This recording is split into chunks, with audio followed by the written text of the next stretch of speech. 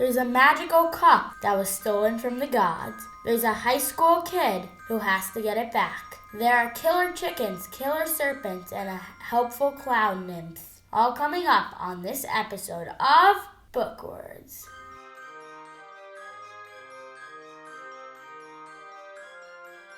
Hi, I'm Sam, an 11-year-old who reads a lot. And I'm Dana, his mom, who also reads a lot. Welcome to Bookwards, where we read and discuss the best kids' books. We encourage our listeners to read the book before listening, especially because there are always spoilers in our episodes. To make sure you never miss new episodes and find out what we're reading next, follow us on Instagram and X at BookwardsPod. Okay, so as always, we're going to start with a very short plot summary of the book. So in Percy Jackson and the Chalice of the Gods, Percy, Annabeth, and Grover have to embark on a new quest to find the Chalice of the Gods, which is a cup that the gods drink from, but if a non-god drinks from it, it gives immortality. It's been stolen from Ganymede, who is the cupbearer of the gods.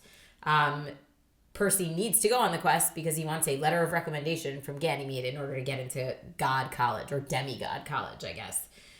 So the quest takes them first to Hebe, who's a goddess of youth, who's a 6-year-old girl, then to Iris, who's a messenger goddess. She's the goddess of rainbows. Then to Ellison, a river god. And then finally to Geras, who is the god of old age. And then finally they get the chalice back and they have to bring it to Mount Olympus. There's a lot of activity. Like all of the Percy Jackson books, it's very action-packed. And so now let's dive into what we thought of the book. So I want to start with a question. Yeah. So in the original series, we could really see that the gods were like very selfish and they only cared about themselves. They didn't care about any of their brothers, sisters, or our children. Right. The demigods are their kids. Right. And the brothers, they are each other's brothers and sisters and parents. Like right. Athena is Zeus's kid. Yeah. Keep going. So the 4 gods, though, that we see in this book, they don't seem all that mean. Number one, we don't see any main gods in this book. Right, we get a little bit of Poseidon, who's Percy's dad. A little, but not a lot. More Ganymede, who's not a main god at all. Iris, also not a main god. Goddess, right? Right, goddess. Hebe, also not a main goddess. And then Geras, who, like we never even heard of him before this book, Geras. Yeah, it's a good point. It seems like Rick Riordan is taking the series in the direction of dealing with lots of more secondary gods and goddesses. And and Rick Riordan is really showing us like how many gods and goddesses there actually are. Like in the original series, we see more of the original. More, especially of Zeus, Poseidon, and Hades. Mm-hmm. But now we get a lot more of a sense of how many gods and goddesses there actually are. Yeah, I think that's a really good point. There's a lot of gods and goddesses in Greek mythology. And then they all had kids who were the demigods. So we even meet Iris's daughter, Blanche, in this book. She's kind of funny. A lot of these gods, you see they're selfish, but they do care, especially the ones in these books. They do care a little about other things. Iris cares about her daughter, like a lot. Right, that was a nice relationship. Either the daughter doesn't care about her. For Hebe, she cares about all the children in her arcade. Or sort of, yeah. She wants to karaoke thing. Yeah, well, so Hebe is busy trying to turn old people young, and Geras is busy trying to prevent people from being upset about aging and turning immortal. So we really get 2 opposites. Yeah, we get 2 opposite perspectives on getting old. Sam, you're far from getting old, but what do you think? Have you ever thought about what it's like to get old? No. Right. I'll worry about that in 70 years. Right. Well, Percy, as he reminds us a lot in this book, he was offered immortality in the last series and turned it down. And now in this book, he's clearly thinking a lot about immortality, which means you never get old because Ganymede, the chalice itself, is what prevents people from getting old. And Geras is hates the chalice and thinks it's a terrible tool because it prevents people from doing what is natural, which is getting old. What do you think about that? I think Percy there are different perspectives. You could say that Percy made the right decision by turning down immortality. You could say he made the wrong decision. Because he points to Ganymede, who is forever young and beautiful, but is miserable. And in this book, it's all about immortality, and he doesn't seem to regret his decision at all. Like, he's with the Chalice for a lot of the book, and he's not tempted to drink from it to try to become immortal. Instead, he feels bad for Ganymede that he's immortal. And by the way, that shows us a really sympathetic side of Percy that we haven't really seen as much in the first series. Like, he really felt bad for Ganymede. And so even though he really could have just walked away from this quest, because this quest, unlike the other ones, is not about him saving the world. There's not that much at stake here. He really just needs a recommendation letter. So he could have walked away from Ganymede and gotten a recommendation letter from somebody else for college. You can't really walk away. You see a scene is Ganymede says, "Is this the part where I'm supposed to threaten your life?" The gods will kill you if if he walks away from the quest, Ganymede might find him and kill him. Right. Not find him. You didn't need to find him. Snap a finger, Percy's dead. Fair. Okay, fine. Although he does say, I could have walked away. And Poseidon, at the end, when Poseidon calls the school and then speaks to Percy, he says, you could have walked away, but you didn't. You stuck with your quest and helped Ganymede. And I think Percy didn't stick with it because he was scared of Ganymede. He really stuck with it because he felt bad for Ganymede, who has a sad story. He was this normal teenager, and then Zeus thought he was beautiful and abducted him to Mount Olympus and made him a god, made him his cupbearer, and seems to be weirdly obsessed with him and keeps him close all the time. Ganymede doesn't seem like he wants to be a god. Exactly. In his case. And you could see why Garrus was mad at Ganymede, because although it's not Ganymede's fault. I know everyone's mad at this poor guy. They all Hera super mad at him and mean to him. Garrus wants to humiliate him. He gets a lot of hate, and it's not even his fault. He was just a good-looking teenager who was It's Zeus's fault. Yeah. But in his case, immortality was a curse, not a blessing. And I think Percy sees that really clearly. So I personally like that they have to go on these quests to get these recommendation letters, because it's kind of like Percy as a normal kid and also Percy as a demigod. But now let's talk about the quest. So Ganymede comes and says, you need to get back my chalice.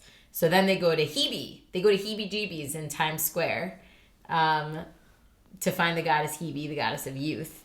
And she sets these killer chickens on them. Then they see Iris. Then Iris, who is selling crystals at a farmer's market.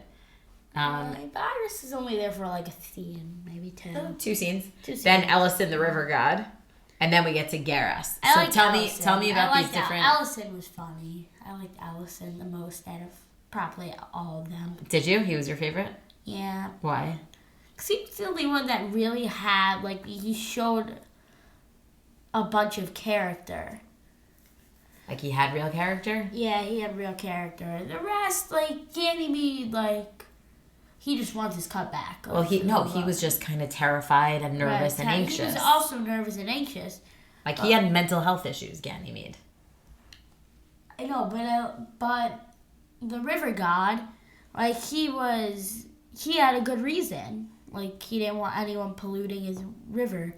It's I don't want people robbing my house or whatever. Yeah, that's true. He was very protective of his river. But then he got really scared of Percy. Percy explodes. I didn't get that scene. What happened there? Percy explodes, and makes the whole river, kind of rise up really high and explode and then go back down. And he actually scares the river god. I don't think it's scary. I think it's more of cleaning the river. It did clean it, yeah. So I think you can't really scare a river god. No, but he was. He was anxious. Then Percy came back up, and he was having tea with Annabeth and was, traumatized by what had happened. My favorite of those, all the gods on the way, was Hebe. I thought it was hilarious to have a goddess in the body of a 6-year-old girl or a 7-year-old girl. She has to be the youngest in every room. which Annabeth uses that to Against her. Yeah, to best her. But like, I thought that whole place, Heebie-Jeebies, was like really funny and interesting. You have a karaoke bar in Times Square that has killer chickens in the middle in a pen, and the goddess like brings people there to have them sing songs from when they were young, and it actually makes them younger. And she's obsessed with being young. So like all the books that we've read, this one is very fast-paced. Like, it goes from scene to scene to scene. But in between all of the action, there's these nice scenes of Percy at home. Like, Percy's home life with his mom and his stepdad, and now Annabeth comes a lot, is like very sweet and nice. It's nice. I want more scenes when he gets a new sister or brother or new human child. A new baby. Yeah, a new human child. Right. Were you surprised that he took the news of his mom's pregnancy so well? Oh.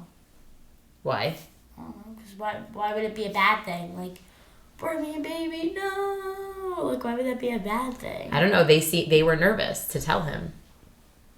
They were nervous that he would I don't know, that he would be jealous or... jealous? He's a demigod. What do you mean jealous? Jealous of what? I guess like jealous of living of the parents' attention going to the baby. I don't know why. Yeah, like why would you? But they were nervous to tell him. He's like away doing quests every second. Like how is his parents supposed to, like, number one, he won't even know if his parents focus on the baby because he won't be there. I think it's nice for him. Like, he even though he's a demigod, he's having a sense of normalcy. Like, he's gonna have a sibling. He has a girlfriend. He's trying to get into college. Like, I thought that was a nice balance in the book. Even though his day-to-day is pretty nuts. He's battling river gods and finding, killer chickens in the middle of Times Square. But he also has, like, these normal experiences. One thing I think Rick Riordan could have done better, maybe, is the only children that have real powers are the children of Poseidon, Zeus, and Hades. Like, we see Nico from Hades in the original series, Percy, and Thalia. Like, they're the only ones that really have, like, power, like superpowers. Like, Annabeth doesn't have any power? Annabeth doesn't have any power. She's smarter, but it's not a superpower. Intelligence is a superpower. Not really, though. Yeah, it is. She gets them out of, like, all of their dangers. Yeah, but not really. It's not really a superpower. And then we have, like, Clarice, son of Ares, and she's better at fighting. Daughter of Ares. Daughter of Ares. Oopsies. But she's like better at fighting, but she doesn't have a real superpower. And now it's time to book in a rating. We each rate the book on a scale of 1 to 10, and then we combine both of our ratings for the book's final score. I'm going to give this book an 8.9. I'm going to give it an 8.4. An 8.4? Yeah. Okay. So that means the combined rating is 17.3. Yeah. Which puts this in our rankings of books. At third place. In third place with a 17.3. And now it's time for the Bookwards Book Awards, where we keep a running tally of the books with the best main characters, coolest supporting characters, most awesome settings, craziest plot twists, and of course, most villainous villains. So first is the best main character. Right now, our list is like this. Ben Ripley's in first place. From Spy School. Stanley Yelnats from Holes in second place. And Jet Baranov from Unplugged in third place. Percy is going to be either 1, 2, 3, or 4. So what do you think? I think Percy's clear cut number 1. Clear cut. Okay. Clear number 1. Okay, so that means we enjoy reading he's Percy. Very much better than Stanley and Jet Baranov. I like all those main characters, but I do think Percy is number 1. Well, he's funny. Yeah. I happen to really enjoy his humor. The truth is all 4 of these main characters are funny, but Percy's funny. He's brave. He's mature. He's maturing a lot. He has a deep appreciation for his friends. And I think we just know him really well because we've read the first 5 books of the first series, and now we're on, well into knowing Percy well. So, okay, I agree. He could take first place. Let's go to the best supporting character. Our list is like this. Erica Hale's in first place. From Spy School. Brooklyn from Unplugged in second place, and Zero from Holes is in third place. Okay, so for the supporting character, we'll go with Annabeth. Annabeth. Right. Even though Grover is also pretty important, but we'll go with Annabeth. And I think Annabeth comes in second place. I agree. Erica Hale is like one of my favorite book characters of all time from Spy School. She's a really cool, fierce assassin type. Annabeth also is. Very smart, very sharp, like a strong, super smart girl. But there's something about Erica as a spy. I think Annabeth clearly, like, Brooklyn and Zero, don't even stand a chance. Oh, totally. I really think Erica and Annabeth are similar, but we could keep Erica in first place and put Annabeth in second place. I just think Erica is a little edgier, a little fiercer. She's like really in charge. Annabeth is a little more supporting to Percy in this book. So that's why we'll keep it the way it is. Okay, best setting. Okay, right now our list is like this. Camp Green Lake is in first place. The Oasis. From Holes. That was from Holes. From Unplugged is in second place. And Spy School from Spy School is in third place. What do you think on New York City? Right, so the setting of this book is New York City, basically. The whole thing happens in New York City. I'm going to put it in second place. Camp Green Lake from Holes is a very, distinct, classic kind of setting. But the way that Riordan uses New York City in this book, I think is really, really special and very fascinating. Like, you really get to know the city. They're on the subway and off the subway. Mount Olympus is sitting above the Empire State Building. They're talking about New York City street fairs where the goddess Iris is selling crystals. They're going into Times Square. They're going to Yonkers to go see the Sawmill River. It's just like New York City is interwoven into the whole book in a really, really cool way that I think is very, very, interesting. Do you agree? Yeah, I agree. Okay, best plot twist. Right now, Alligator Farm from Unplugged is at number 1. Murray is the mole from Spy School is number 2. And Kissing Kate Barlow is number 3 from Holes. Right, and our plot twist is going to be Gary being the thief of the chalice. Right, so we finally find out who it is that stole the chalice of the gods, and it's Gary or Garrus. Not such a crazy plot twist. I think it's not such a crazy plot twist because we already knew someone named Gary. Well, I think it's not such a... Like, Gary being the thief for the chalice wasn't, surprising in any way. Yeah, this book, a lot of the other books were all building up to a major reveal. That was the plot twist. It's not real.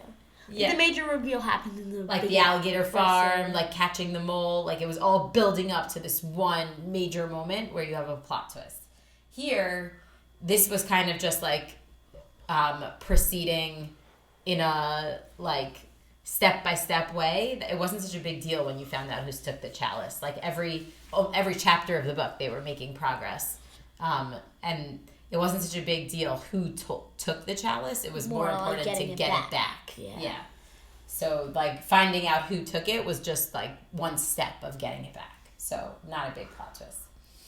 Okay, the best villain. So, right now, we have the Warden from Holes in number 1. We have Ivory from Unplugged in number 2. We have Murray from Spy School in number 3. Here, the villain, I guess, was Garrus, although he wasn't... In the end, much of a villain. I mean, in the end, they're hugging and crying together. Right. It's not... I think he's pretty clearly number 4. Right. He's not a villain. He's not scary. He's not a villain. He's just a god who took a cup. Right. He's not... He's a god who took a cup from another god.